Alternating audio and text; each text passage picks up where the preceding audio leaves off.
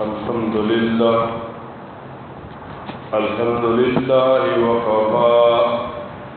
وسلام على عباده الذين اصطفى خصوصا على سيد الرسل وخاتم الأنبياء أما بعد فأعوذ بالله من الشيطان الرجيم بسم الله الرحمن الرحيم ما كان محمد أبا أحد من رجالكم ولكن رسول الله وخاتم النبيين وقال النبي صلى الله عليه وسلم لو كان بعدي نبي لكان عمر صدق الله مولانا العظيم إن الله وملائكته يصلون على النبي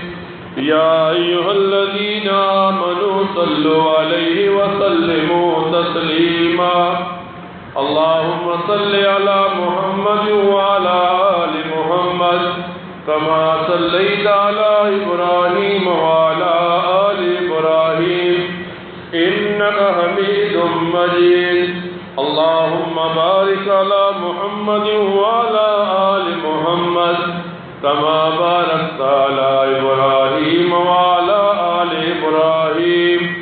إنك حميد مجيد. قرآن کریم کی ایک آیت مبارکہ کا ایک حصہ تلاوت کیا اور نبی کریم صلی اللہ علیہ وسلم کے فرامین میں سے ایک حدیث مبارکہ آپ کے سامنے تلاوت کی. اللہ تعالیٰ قرآن کریم کے اندر ارشاد فرماتے ہیں ما کان محمد ابا احد من رجالکم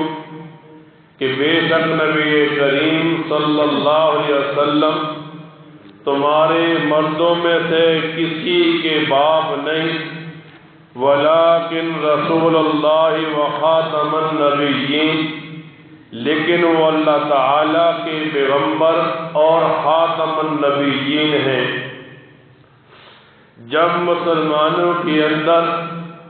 ستمبر کا مہینہ شروع ہوتا ہے اور ستمبر کے مہینے میں جب 7 تاریخ ہوتی ہے تو اس 7 ستمبر کے دن کو مسلمان یوم ختم نبوت کے نام سے خوشی مناتے ہیں. یہ وہ دن ہے جو مسلمانوں کو اس بات کی یاد دلاتا ہے کہ اللہ تعالیٰ نے اس دن مسلمانوں کو ایک بہت بڑی فتح دنیا کے اندر عطا کی تھی. اس لیے جب بھی 7 ستمبر کا دن آتا ہے تو مسلمان اس دن خوشی مناتے ہیں. اللہ تعالیٰ قرآن کریم کے اندر جا بجا یہ ارشاد فرماتے ہیں کہ نبی کریم صلی اللہ علیہ وسلم خاتم النبیین یا آخری نبی ہیں. مسلمانوں کو یہ بات سمجھائی جاتی ہے کہ جب آدم علیہ السلام سے نبوت کا سلسلہ شروع ہوا اور عیسیٰ علیہ السلام تک چلتا رہا تو جب بھی کوئی نبی دنیا میں آتا تو 2 کام کرتا. ایک اپنی نبوت کا اعلان کرتا, ایک آخری نبی کے آنے کی بشارت سناتا. اس کی امت پر یہ لاگو ہوتا کہ وہ امت اس پیغمبر کو اللہ کا نبی مان لے تو آدم علیہ السلام سے لے کر عیسیٰ علیہ السلام تک جتنے بھی پیغمبر آئے ان کی امتیں صرف ان کو نبی مان لیتی تو ایمان کامل ہو جاتا. لیکن ہم مسلمان ہیں, جب نبی کریم صلی اللہ علیہ وسلم کی باری آئی تو مسلمانوں کو یہ بتایا گیا کہ نبی کریم صلی اللہ علیہ وسلم کو صرف نبی ماننے سے ایمان مکمل نہیں ہوتا بلکہ نبی کریم صلی اللہ علیہ وسلم کو نبی ماننے کے بعد آخری نبی ماننے کی وجہ سے ایمان مکمل ہوگا. اب ایک آدمی سوال پوچھتا ہے اکثر لوگوں کے دماغوں میں سوال اٹھتا ہے، یہ ختم نبوت کا پرچار اتنا کیوں کیا جاتا ہے؟ لوگوں کو یہ عقیدہ اتنا زیادہ کیوں سکھایا جاتا ہے؟ تو علماء کتابوں میں جواب لکھتے ہیں، جس چیز کے دشمن جتنے زیادہ ہوتے ہیں اس چیز کو لوگوں کو اتنا ہی زیادہ سمجھایا جاتا ہے۔ تو ایک آدمی جب قرآن کریم کو پڑھتا ہے، بار بار نبی کریم صلی اللہ علیہ وسلم کی فرامین کو پڑھتا ہے،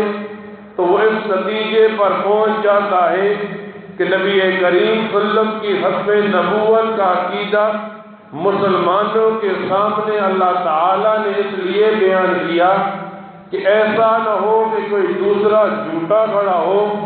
اور مسلمان اس کو بھی نبی مان لے۔ اب ایک آدمی قرآن کریم میں نبی علیہ السلام کی ختم نبوت کا عقیدہ پڑھتا ہے تو تاریخ کی کتابوں میں یوں آتا ہے، اللہ تعالیٰ پہلے پیغمبروں پر جب کوئی کتاب اتارتے تو اللہ تعالیٰ ان پیغمبروں کو بتلاتے کہ ایک آخری نبی آنے والا ہے۔ مثال کے طور پر حضرت موسیٰ علیہ السلام اللہ تعالیٰ کے ساتھ کلام کرتے ہیں، باتیں کر رہے ہیں، تو موسیٰ علیہ السلام نے اللہ تعالیٰ کے سامنے درخواست کی، اے میرے رب، میں نے ایک امت کے بارے میں پڑھا ہے تورات کے اندر کہ وہ امت جب آئے گی تو سب سے آخر میں آئے گی، لیکن قیامت کے دن سب سے پہلے جنت میں داخل ہوگی۔ اللہ تعالیٰ سے موسیٰ علیہ السلام یوں درخواست کرتے ہیں، اے میرے رب، اس امت کو میری امت بنا دیجیے۔ تو اللہ تعالیٰ نے ارشاد فرمایا، ہے موسیٰ، وہ نبی کریم صلی اللہ علیہ وسلم آخری نبی کی امت آئے گی۔ یعنی اللہ تعالیٰ صرف قرآن کریم میں نہیں، انبیاء کی کتابوں میں نبی علیہ السلام کی ختم نبوت کا اعلان کرتے ہیں۔ یوں آتا ہے کتابوں کے اندر اللہ تعالیٰ نے شعیب علیہ السلام پر صحیفہ اتارا تو یوں ارشاد فرمایا، اے میرے پیغمبر شعیب، میں ایک آخری نبی کو بھیجوں گا جو کانوں کو، بیروں کو، گونگوں کو سمجھا دے گا اور انہیں ہدایت کے راستے پر ڈال دے گا۔ وہ آخری نبی جب پیدا ہوگا تو مکہ میں ہوگا، جب ہجرت کرے گا تو مدینہ میں جائے گا، اور اس آخری نبی کا نام خاتم النبیین ہوگا۔ اب ایک مسلمان کو یہ باتیں کیوں سکھائی جاتی ہیں؟ اس لیے سکھائی جاتی ہے کہ مسلمان کا عقیدہ خالص ہو جائے، صاف ہو جائے۔ اللہ تعالیٰ ابراہیم علیہ السلام پر صحیفہ کتاب اتارتے ہیں تو یوں ارشاد فرماتے ہیں، میرے پیغمبر ابراہیم، آپ کی امت میں لوگ قبیلے در قبیلے داخل ہوں گے، لیکن پھر جب میرا آخری پیغمبر آئے گا تو اس کی شریعت پوری دنیا کے لیے ہوگی اور وہ پیغمبر خاتم الانبیاء ہوگا۔ پھر فرماتے ہیں اللہ تعالیٰ یعقوب علیہ السلام پر کتاب اتارتے ہیں تو یوں ارشاد فرماتے ہیں، اے میرے پیغمبر یعقوب، آپ کی امت میں بادشاہ اور انبیاء کو پیدا کروں گا، یہاں تک کہ پھر میں ایک نبی بھیجوں گا جو خاتم النبیین ہوگا، اس کے بعد نبوت کا دروازہ بند ہو جائے گا۔ اب ایک مسلمان جب قرآن کریم کی آیات کا مطالعہ کرے، نبی کریم صلی اللہ علیہ وسلم کی احادیث کو سامنے رکھے، پھر صحابہ کرام کے اقوال پڑھے، پہلے انبیاء کے صحیفوں کے جزیات پڑھے، تو مسلمان کو یہ بات باور کرائی جاتی ہے کہ نبی کریم صلی اللہ علیہ وسلم کو آخری نبی ماننا یہ مسلمان ہونے کے لیے ضروری ہے۔ نبی کریم صلی اللہ علیہ وسلم یوں ارشاد فرماتے ہیں کہ میری مثال اور پہلے انبیاء کی مثال ایک گھر کی سی ہے کہ ایک آدمی ایک پورا گھر مکان بناتا ہے، اس میں ایک اینٹ کی جگہ چھوڑ دیتا ہے، پھر وہ اینٹ لگاتا ہے تو گھر مکمل ہو جاتا ہے۔ تو نبی کریم صلی اللہ علیہ وسلم فرماتے ہیں اللہ تعالیٰ نے یہ مثال دنیا کے سامنے بیان کر دی کہ اس گھر میں وہ اینٹ لگائی، اور انبیاء کا جو محل تیار کیا اس میں مجھے بھیج کر نبوت کا دروازہ بند کر دیا۔ ایک حدیث مبارکہ میں نبی کریم صلی اللہ علیہ وسلم فرماتے ہیں، فرمایا اگر میرے بعد کوئی نبی ہوتا تو وہ عمر ہوتا، لیکن میں آخری نبی ہوں، اب میرے بعد نبوت کا دروازہ بند ہے۔ ایک دن صحابہ کرام فرماتے ہیں، اللہ کے پیغمبر حضرت علی سے مخاطب ہو کر ارشاد فرماتے ہیں، اے علی تو مجھ سے ایسا ہے جیسا کہ ہارون علیہ السلام اپنے بھائی موسیٰ علیہ السلام کے ساتھ تھے، لیکن چونکہ نبوت کا دروازہ بند ہو گیا اس لیے اب میرے بعد کوئی نبی آنے والا نہیں ہے۔ لوگوں کو جب اس عقیدے کے بارے میں بتایا جاتا ہے، لوگوں کے ذہن میں اشکال اٹھتے ہیں کہ ایک بندہ 5 وقت کی نماز پڑھتا ہے، روزے رکھتا ہے، زکاتیں ادا کرتا ہے، تو علماء بتاتے ہیں جب تک ایک بندے کا عقیدہ خالص نہیں ہوگا، جب تک ایک بندے کا عقیدہ ٹھیک نہیں ہوگا، جتنی بھی وہ نمازیں پڑھ لے نمازیں ضائع ہو جاتی ہیں،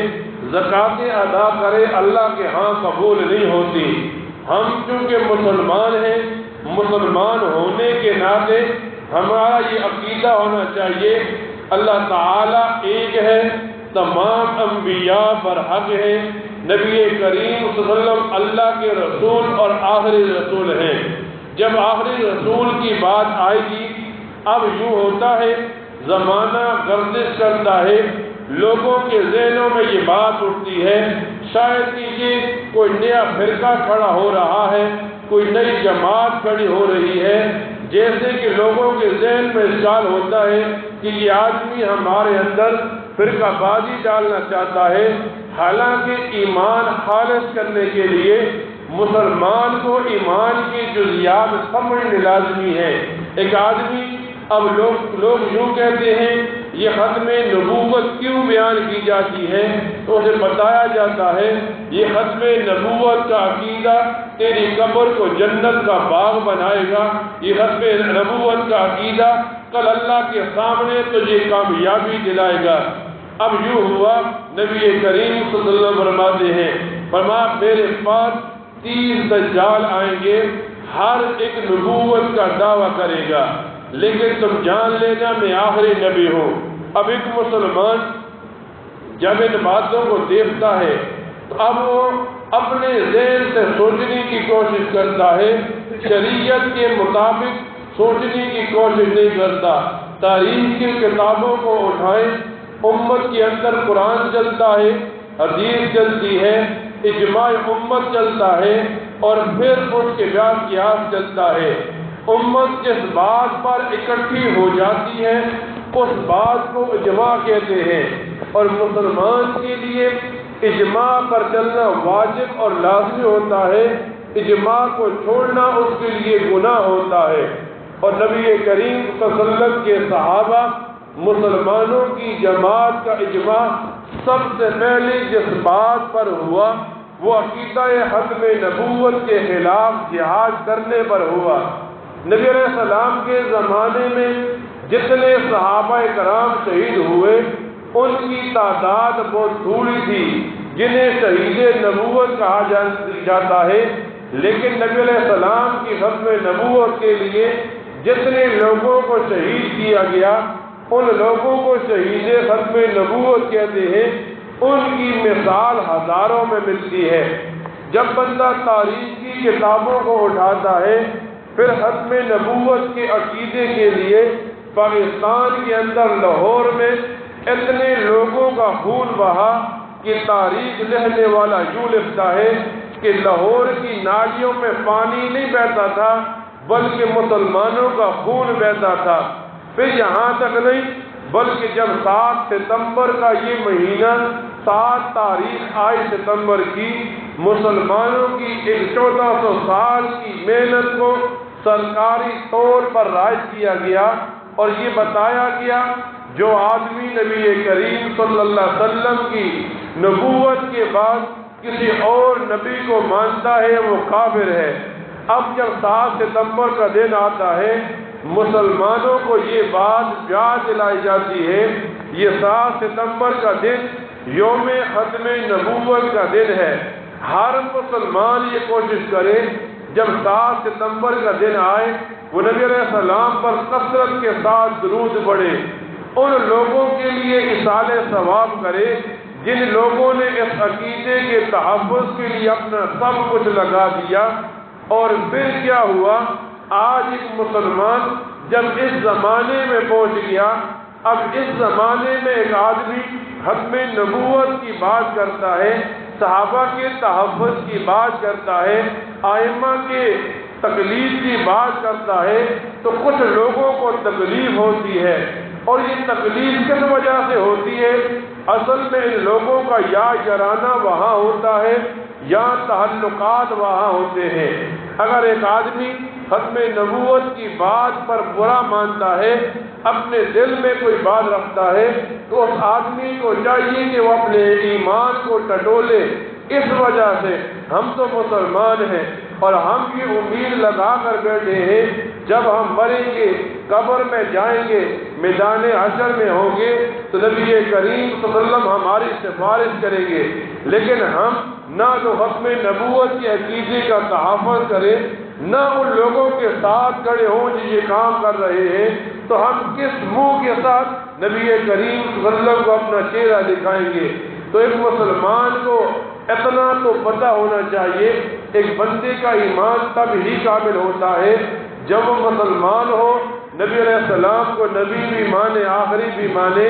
اب آخری ماننے کے لیے اسے یہ بات باور کرائی جاتی ہے کہ کچھ لوگ، کچھ جماعت کھڑی ہے اس کام کے تحفظ کے لیے، آپ ان کے ساتھ کھڑے ہو جائیں۔ اب جب 7 ستمبر کا دن آئے، ہم کچھ بھی نہ کر سکے، مسجد میں آئیں، ایک تسبیح اٹھائیں، 100 بار درود شریف پڑھیں، کچھ بھی نہ کریں، 2 نفل پڑھیں، نبی علیہ السلام کے لیے پڑھیں، ان لوگوں کے لیے دعا کریں جن لوگوں نے اس عقیدے کا تحفظ کیا،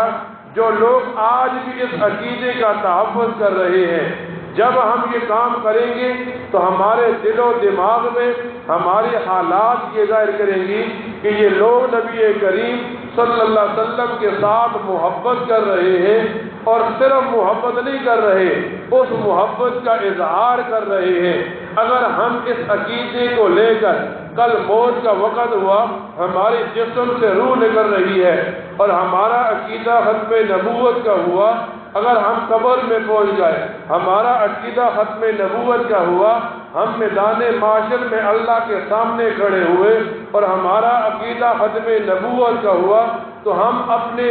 اس عقیدے کو اتنا مضبوط سمجھتے ہیں کہ اللہ اس عقیدے کی بنا پر ہمیں جنت میں ڈالے گا، نبی علیہ السلام ضرور سے وارث کریں گے۔ تو مسلمان کو یہ عقیدہ بنانا بھی چاہیے اور لوگوں کے سامنے بیان بھی کرنا چاہیے۔ کچھ لوگ اگر اس سے دور ہیں، انہیں اس عقیدے کے تحت لا کر ان کے ایمان کو مکمل کرانے کی کوشش کرنی چاہیے۔ اللہ تعالیٰ سے دعا کیا کرے، اللہ تعالیٰ ان باتوں کو سننے کے بعد ان پر عمل کرنے کی توفیق عطا فرمائے۔ وآخر دعوانا الحمد للہ رب العالمین۔